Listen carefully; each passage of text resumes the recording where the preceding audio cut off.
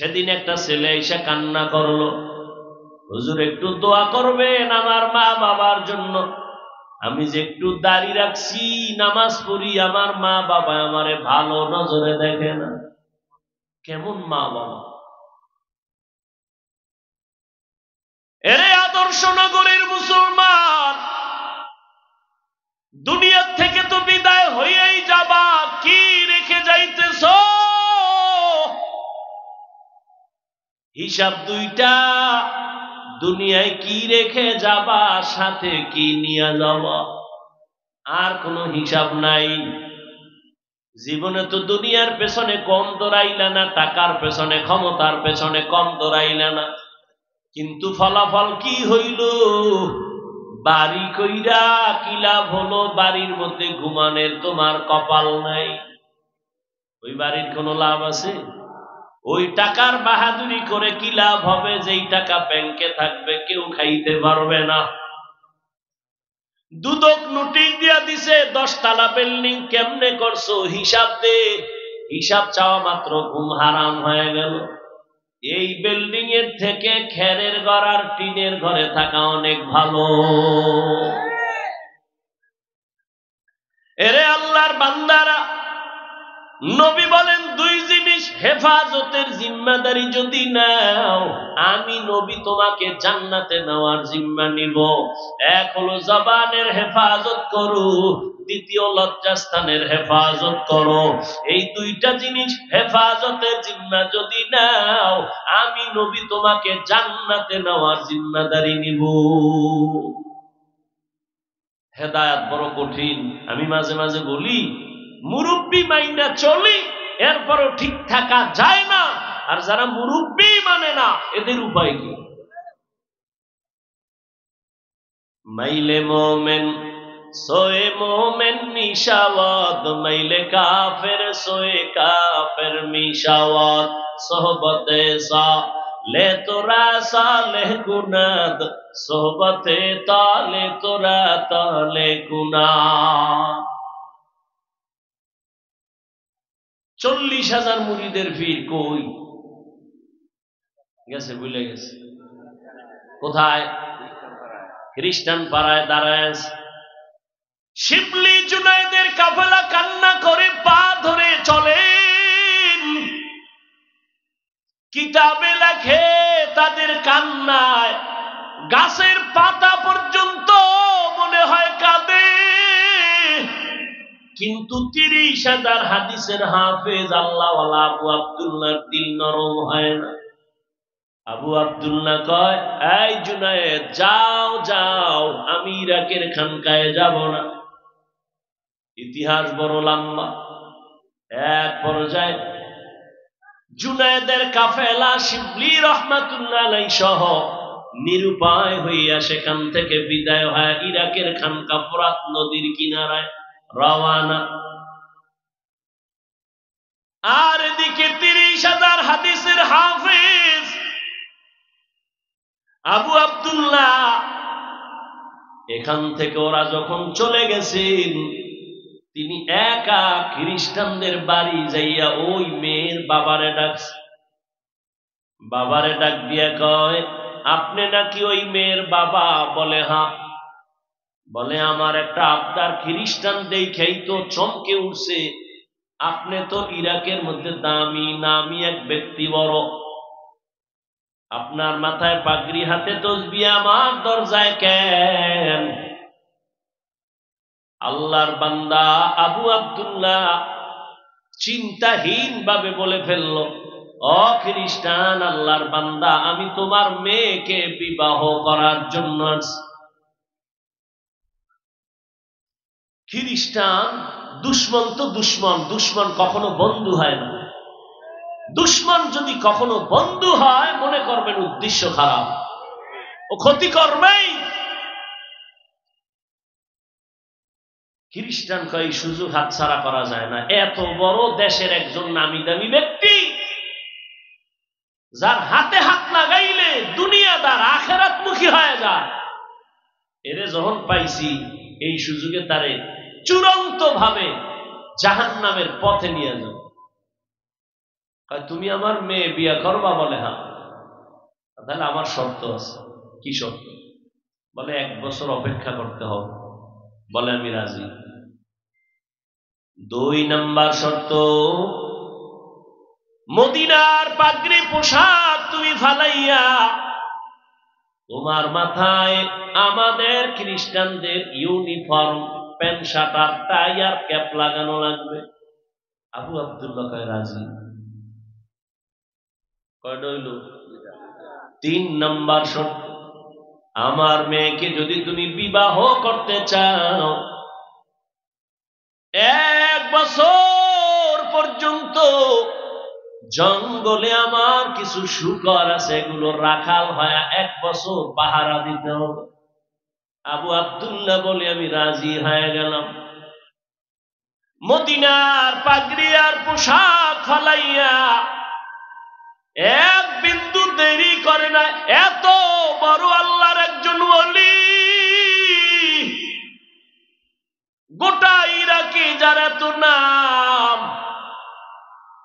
জুনায়েদ বাগদাদির পীর, পেরেশানির কোন চিন্তা নাই। এত বড় আল্লাহওয়ালা কেমন যেন শিশুর মতো বলে যা কয় রাজি, যা কয় রাজি। পাগড়ি ফালায় দিছে, দাড়ি ফালায় দেয়। কারণ খ্রিস্টানদের মধ্যে দাড়িওয়ালা বহু আছে, হিন্দুদের মধ্যে, শিয়াদের মধ্যে দাড়িওয়ালার অভাব নাই। এখন দাড়ি হয়ে গেছে অনেকের ফ্যাশন। আগে কামাইতো, এখন এই থোতার গোড়া একটু রাখে, ডিজাইন ডিজাইন হয়ে গেছে। এখন ডিজাইন ঠিক রাখতে যাই কিছু কপাল ভরারা রাখে, রসুলের সুন্নত হিসেবে রাখে না। ওই যে আমরা ওয়াজ করতাম দোনো হাতের কবজা দিয়া খাও, এটা মানে না। যখন করোনায় কানে ধরাইছে, এবার আমারে কয় 2 বেননি, কেমন ধোয়ায় পাইছে। পকেটে একটা এরকম মেডিসিনের বোতল লয়ে ঘুরে, কতক্ষণ যায় চাপ দিয়া, কেন কি তুমি অজু করবানি? কয় না, করো না। আর আমরা যে উলামায়ে কেরাম বয়ান করছি 2 হাতের কবজা ধুইয়া খাইতে বসো, মদিনার সুন্নাত মানে নাই, হুজুরগো কথা কানে নেয় না। অথচ এই জমিনে উলামায়ে কেরাম টুপিওয়ালারা এই জাতির চিরন্তন বন্ধু, আর সব হলো ধান্দাবাজ। এই উলামায়ে কেরাম এই জাতিকে যা দিয়েছে তা কেউ দেয়নি। উলামায়ে কেরাম জীবনের নিঃস্বার্থ বন্ধু, আর সব স্বার্থপর। কিন্তু ঘুরে ফিরে দোষ সেই আলেমের দিকে, গুলি সে আলেমের দিকে, বিপদ সব তাদের নিয়ে।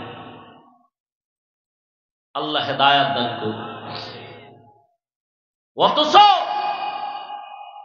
মহামারী করোনার ভেতরে ট্রিপল মাস্ক লাগাইছে, মরবে না 3টা।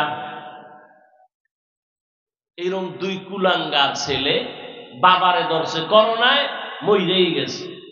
আর এই কুলাঙ্গার শিক্ষিত 2 ছেলে বাবার লাশটার এলাকার গরিবের টাকা দিয়ে রাস্তায় ফেলায় দেয়।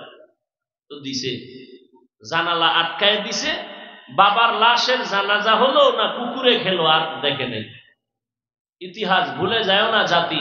যুবক, সেই করোনার লাশ একটা না, শত শত লাশ আমার দেশের টুপিওয়ালারা উলামায়ে কেরাম কাঁধের মধ্যে নিয়ে গোসল করায়া, কাফন পরায়া, জানাজা পড়ায়া কবরে রেখেছেন। একজন হুজুরও করোনায় মরে নাই। এই জাতিকে এই আলেমরা যা দিয়েছে কেউ দেয়নি। হ্যাঁ, তুমি বলবা আমাকে টিনের বাড়ি দিছে, আমাকে টাকা দিছে। আমি বলবো 5,000 টাকা দিলে তোমাকে 5 লাখ টাকার ধান্দায় পেরেশানিতে ফেলে তোমাকে ফকির বানায়। দেখো না, লোন আর কিস্তি দিতে দিতে মইরা গেছে, লাশের জানাজা হয়ে গেছে, কবরের সামনে দাঁড়ায় গেছে, লাশ নেওয়া যাবে না ভেতরে, কিস্তি দাও। আল্লাহ হেদায়াত দান করুন। আমাদের দেশের এক বেচারা, চিনি না জীবনেও, 3 বার মাদ্রাসায় আইয়া খালি ঘুরে, দেখা টাক্কা করে। আমি দেখি লোকটা খুব ঘুরে, একটা গেঞ্জি পরা লম্বা মানুষ। একদিন ডাকলাম এদিকে, ভাই কোথার থেকে? আমি থাকি এখানে, এই যে রূপগঞ্জ থানা, বাড়ি আমার পটুয়াখালী। তো তো এই 3 বার আসতেছেন, কি চান? আপনার সাথে একটু স্পেশাল পার্সোনাল কথা বলবো। তো বললাম আসেন বলেন। কথা বলে না, কাঁদতেছে। আমি বললাম বলেন কি সমস্যা? তো বলতেছে আমার একটা মেয়ে উপযুক্ত বিবাহের কাছাকাছি, আর আমার বউ আর আমি একটা ছোট্ট রুম আর একটা বারান্দা নিয়ে ভাড়া থাকি।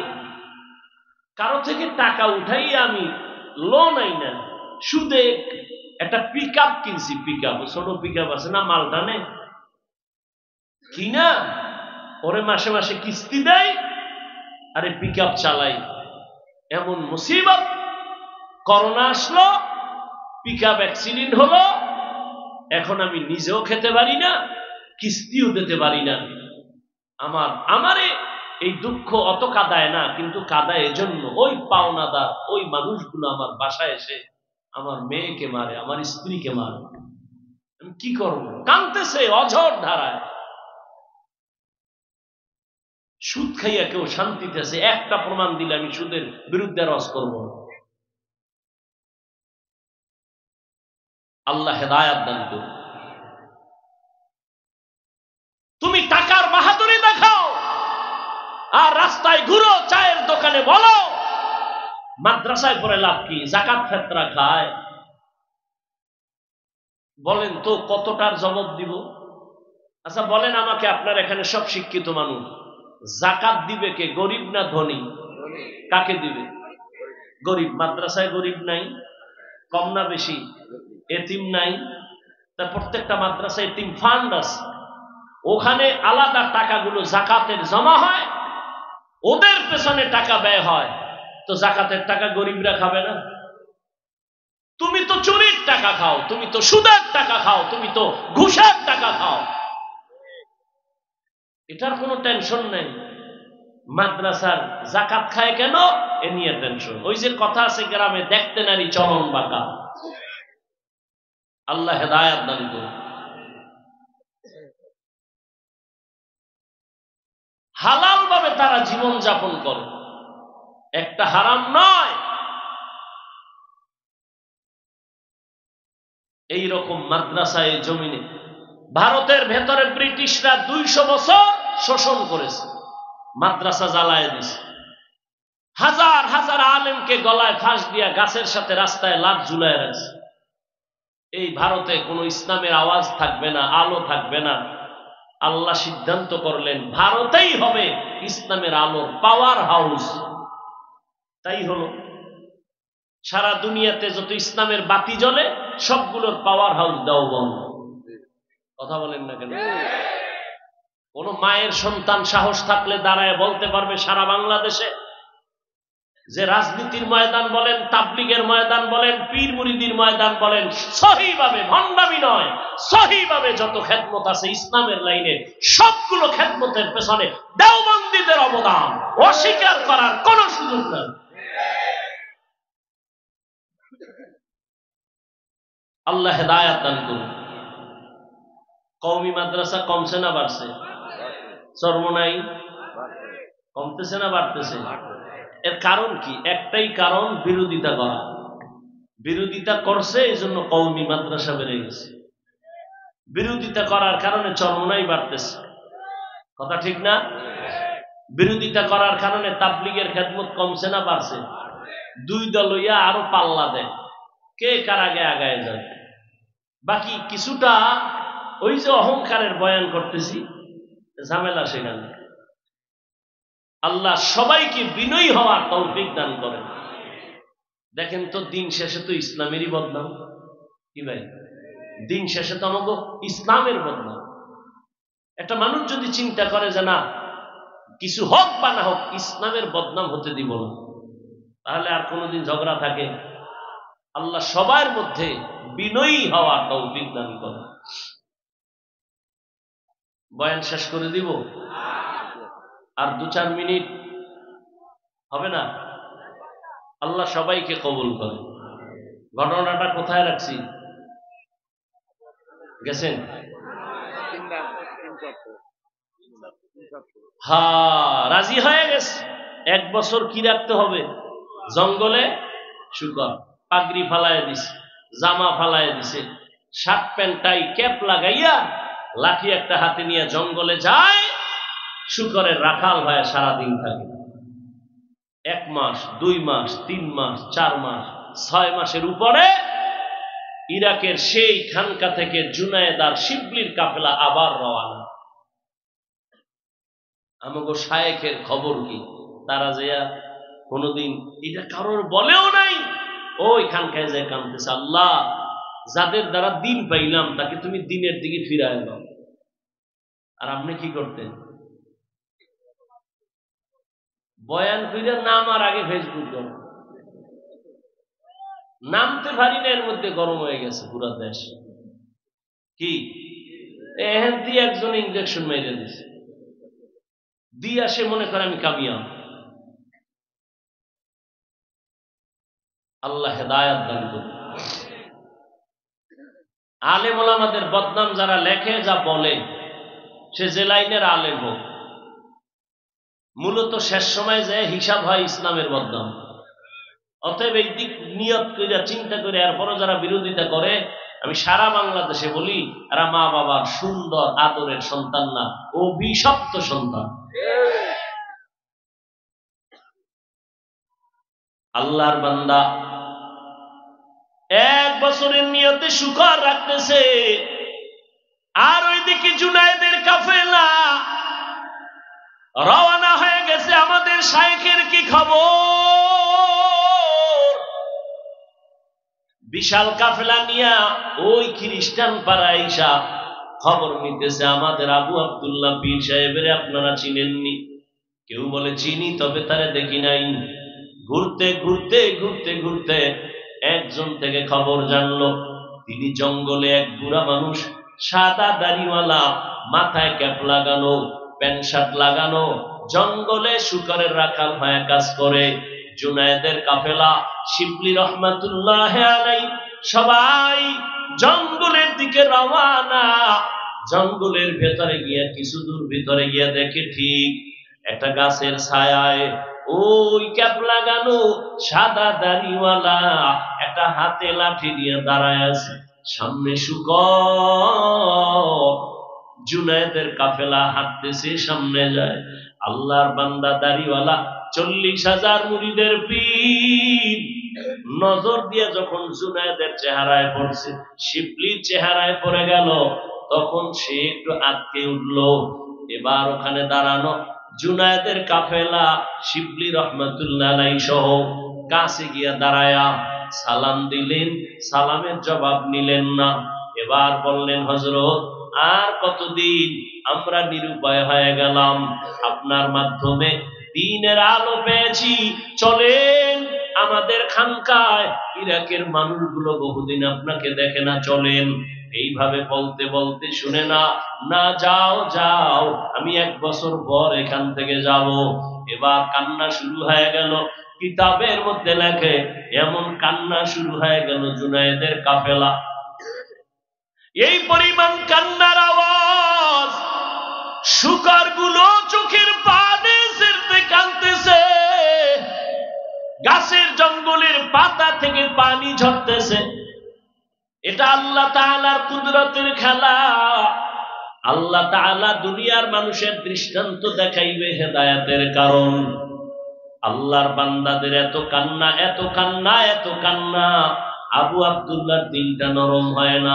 শুকর কান্না অবস্থা, গাছের পাতা নরম হয়ে গেছে, কিন্তু আবু আব্দুল্লাহর চোখ নরম হয় না, দিল নরম হয় না। তারা নিরুপায় হয়ে এবারও যাবে যাবে ভাব, পা জড়ায় ধরে কান্দে, ও আমাদের শাইখ, আর কয়দিন আল্লাহর ওয়াস্তে চলেন আমাদের ইরাকের খানকা, কে শুনবে তার কথা? বলে, যাও যাও, আমি যাব না। অনেক দূর আগাইয়া জুনায়েদের কাফেলা দীর্ঘ সময় থাকলেন, কান্না করলেন, এরপর তার দিল নরম হয় না। পরিশেষে তারা এবারও নিরুপায় হইয়া ইরাকের রাস্তায় রওনা হয়ে গেছে। শিবলি রহমাতুল্লাহ আলাইহি বলেন, আমরা কান্না থামাই না, রাস্তা দিয়া যাই, আর খোলা আকাশে মালিকের দিকে হাত উঁচু করে কান্না করি। জুনায়েদের কান্না, আমি শিবলির কান্না, পুরা কাফেলার কান্না চলে। ও দয়ার মালিক, তোমার গোলামের কোন কারণে তুমি বেজার হয়েছ? হেদায়েতের দরজায় ফিরাইয়া দাও রে মালিক। ও আল্লাহ, তুমি আমাদের আর কত কাঁদাইবা? দয়া করে আমাদের শায়েখের ফিরাইয়া দাও।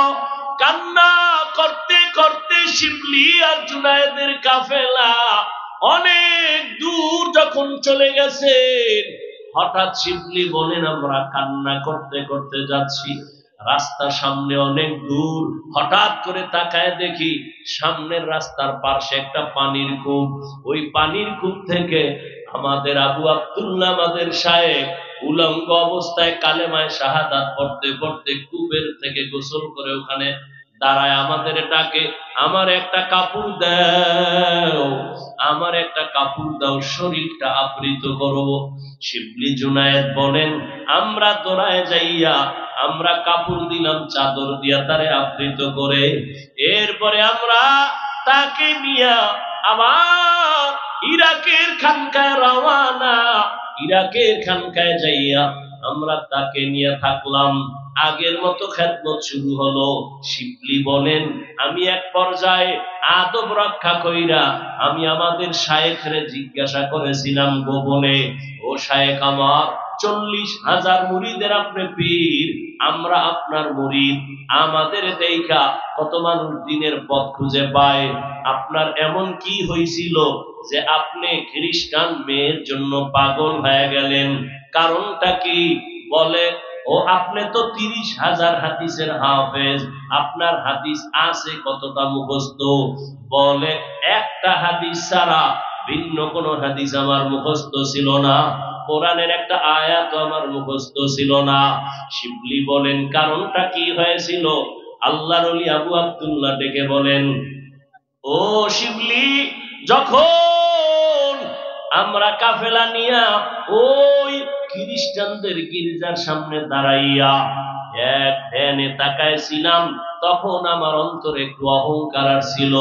আমি মনে মনে ভাবছিলাম আর বলছিলাম, তোমরা সব জাহান্নামী, আমি একা জান্নাতি, আমার মতো ভালো মানুষ আর কেউ নাই।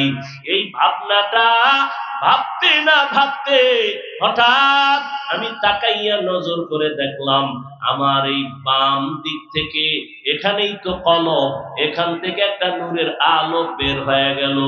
এমন কেমন যেন আমার জ্ঞান, আমি শূন্য হয়ে গেলাম।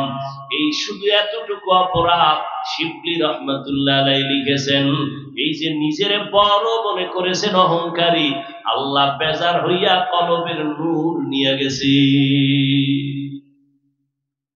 মান ইয়াহদিল্লাহু ফাহুয়াল মুহতাদ ওয়া মান ইউদ্লিল ফালান তাজিদ লাহু ওয়ালিয়াম মুরশিদা। শিবলি বললেন, শায়েখ, আপনাকে রাস্তা থেকে ধরে আমরা খানকায় নিয়ে আসছি, আপনি তো খ্রিস্টান মেয়েটাকে বিবাহ করার জন্য আপনি তার বাড়ি গেছেন। বলে, হ্যাঁ, বিবাহ কি হইল? কয়, না, হয় নাই। 1 বছরের টাইম দিছে তারে আমাকে বিয়া দেওয়ার ক্ষেত্রে, এর আগে দিবে না, আমি এখনো পারি নাই, 1 বছর টাইম তো হলো না। আল্লাহ আমাকে আবার এই খানকায় ফিরায় দিছেন।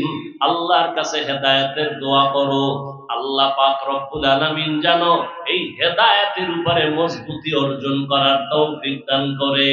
এদিকে আল্লাহ তাআলা কয়, এরে আবু আব্দুল্লাহ, যেই মেয়েটাকে তুই নেওয়ার জন্য পাগল, ওই মেয়েটাকে তুই নিবি হারাম ভাবে না, আমি আল্লাহ তোর জন্য হালাল পন্থায় রাস্তা খুলে দিতেছি, রাস্তা খুলতেছি হালাল ভাবে। তবে দুনিয়ায় না, খবর আসতেছে খানেকা ফোরাত নদীর কিনারায় কোন একজন মহিলা যুবতী মেয়ে পর্দা রক্ষা করে বারবার বাহক পাঠাইয়া বলে, তোমাদের খানকার পীর আবু আব্দুল্লাহ জুনায়েদের পীর, আমি আসছি বহু দূর থেকে, আমার সাথে একটু কথা বলবে কিনা বলো। বারবার আসতে সে জুনায়েদ ফিরায় দেয়, শিবলি ফিরায় দেয়, আমাদের শায়েখ কোনো বেপর্দা নারীর সাথে কথা বলবে না। একবার যায়, একদিন, দুদিন, 3 দিন, ওই মেয়েটা যায় না, বলে না আমি তার সাথে কথা বলবোই। শিবলির কানে বারবার আসার পরে হযরত আবু আব্দুল্লাহর কাছে গিয়ে একটু পরামর্শ চাইলেন। এই হালাত হযরত ভয় পাই না জানি আবার ঝামেলা হয়। আগে তার ঠিকানাটা নেও। ঠিকানা যখন নিয়ে আসে তখন দেখে যেই মেয়েটারে বিয়া করার জন্য মদিনার পোশাক ফালাইছি, ওই খ্রিস্টান মেয়েটা তার খানকার ওই দূরে দাঁড়ায়া কথা বলার অপেক্ষায় আছে। মেয়েটা প্রস্তাব দিয়েছে, হযরত যদি বেয়াদবি না নেন, আমি নতুন ভাবে তার কাছে কালেমা পড়ে মুসলমান হতে চাই। এর পর্দার আড়ালের আম্মা জান, ধন্য আপনাদের জীবন। আপনারা তো নবীদের মায়ের মতো মা, সাহাবায়ে কেরামদের মায়ের মতো মা। এত নেয়ামত আল্লাহ আপনাদের দান করেছেন। এই দুনিয়ায় যত ভালো সন্তান আছে আপনাদের অবদান। এরে আম্মা জান, আপনারা তো খাদিজা রাদিয়াল্লাহু তাআলা আনহার মতো নারী, ফাতেমা রাদিয়াল্লাহু তাআলা আনহার মতো নারী, খাদিজা রাদিয়াল্লাহু তাআলা আনহার মতো নারী। আপনারা তো ইসমাঈল নবীর মা হাজেরা আলাইহিস সালামের মতো নারী। আপনারা তো ঈসা নবীর মা মারইয়াম আলাইহিস সালামের মতো নারী। এরে আম্মা জান, এই দুনিয়ায় আল্লাহর বড় দুশমন ফেরাউন, তার স্ত্রীর নাম কি জানেননি? আসিয়া। ওই আসিয়া এত বড় বেঈমানের ঘরে থাইকাও আল্লাহর পেয়ারা হয়ে গেলেন। রহমতের নবী বলেন, কিয়ামতের দিন জান্নাতে আসিয়ার সাথে আমার বিবাহের ব্যবস্থা হয়ে যাবে। এরে আম্মা জানেরা, হেদায়েতের মালিক আমার আল্লাহ। আল্লাহ সন্তান দিয়েছেন, একটা সন্তানকে কি পারলেন না আদর্শওয়ালা বানাবেন? আমি আপনাদের একবারও বলি নাই, বলবো না যে ছেলেটারে আপনি হুজুর বানায় দেন, ডাক্তার বানাইলে জাহান্নামে যাবেন, বলবো না। বরং আপনার ছেলেকে ডাক্তার বানান, ইঞ্জিনিয়ার বানান, প্রফেসর বানান, জানি না, তবে আমার দাবি বেয়াদব বানাবেন না। আদর্শ ডাক্তার হবে, ধন্য হবে আপনার জীবন। আদর্শ ইঞ্জিনিয়ার বানাবেন, কোনদিন যেন আপনার সন্তান মা বাবার সাথে অন্যায় করে না, আলেমের সাথে বেয়াদবি না করে, পীর মাশায়েখের সাথে কখনো যেন বেয়াদবি না করে, শিক্ষকের সাথে যেন বেয়াদবি না করে। আল্লাহর বান্দি যখন প্রস্তাব দিল, আমি তার হাতে মুসলমান হতে চাই, আল্লাহর ওলি ফিরায় দেওয়ার তো কোনো সুযোগ নাই। একজন বিধর্মী যদি জান্নাতের পথে যেতে চায়, তাকে বাধা দেওয়া যাবে না। তবে তারে আগে জিগাও, আমার খানকার ঠিকানা পাইলো কেমনে? মেয়েটারে ডাকলো, জিজ্ঞাসা করা হলো, এ আল্লাহর বান্দি, তোমার বাড়ি বহু দূর, তুমি এখানে কেমন করে আসছো? বলে, আমি দীর্ঘ 6 মাস স্বপ্নে দেখতেছিলাম ইরাকের খানকার ওই আল্লাহওয়ালা আবু আব্দুল্লাহ রে, আমি তার হাতে মুসলমান হয়ে যাব। ইসলামের ঘেরান আমার নাকে লাগতেছিল, আমি পাক্কা নিয়ত করে আসছি। স্বপ্নে আমাকে বলা হয়েছে, মা বাবা সাইরা কালেমা পড়তে পারবিনি। আমি রাজি হয়ে হ্যাঁ বলেছি, আমি এখন কালেমা পড়ার জন্য আসছি। আমাকে স্বপ্ন দেখাইছে, ফোরাত নদীর কিনারায় খানে খায় চলে যাও, আমি চলে আসছি। আল্লাহর ওলি পর্দার আড়ালে রাইখা মেয়েটারে মুসলমান বানায় দিছে। এরপরে বলছে, এখানে থাকো, খানার আয়োজন দিছে, সবক দিছে, এগুলো আদায় করো। কিছুদিনের মধ্যে এই আল্লাহর বান্দি হঠাৎ অসুস্থ হইয়া দুনিয়া থেকে বিদায় হয়ে গেল। আল্লাহর ওলি শিবলি বলেন, আমাদের শায়েখ এই মেয়েটাকে মুসলমান বানায় দিয়েছেন। কিছুদিনের মধ্যে মোটামুটি আমল করতে করতে অসুস্থ হয়ে আল্লাহর বান্দি চলে গেলেন। এরপরে এর কিছুদিন পর আমাদের শায়েখ আবু আব্দুল্লাহ দুনিয়া থেকে চলে গেলেন। এবার দুনিয়ায় আর তাদের সাক্ষাৎ হলো না, মোলাকাত হলো না। মনে মনে ভাবতেছিলাম, আবু আব্দুল্লাহ আমাদের শায়েখ বিবাহের জন্য এত পথ পাড়াইলেন, 1 বছরের কিনারায়, মেয়েটাও জায়গায় আসলো, বিয়ে তো আর হলো না। শিবলি রহমাতুল্লাহ আলাইহি বলেন, দীর্ঘদিন পর আমি একদিন ঘুমের ঘরে স্বপ্নে দেখি ওই আমাদের পীর, 40,000 মুরিদের পীর, 30,000 হাদিসের হাফেজ, তাকায় দেখতেছি দোনোজন জান্নাতের বাগানে দোনোজন বিচরণ করতেছে। প্রশ্ন করলাম কি হালাত? বলে আমাদের দোনোজন জান্নাতে বিবাহের ব্যবস্থা হয়েছে। আউলিয়ারা কারে উকবা ইখতিয়ার, জাহেলারা কারে দুনিয়া ইখতিয়ার। মাইলে মোমেন সোয়ে মোমেন মিশাওয়াত, মাইলে কাফের সোয়ে কাফের মিশাওয়াত।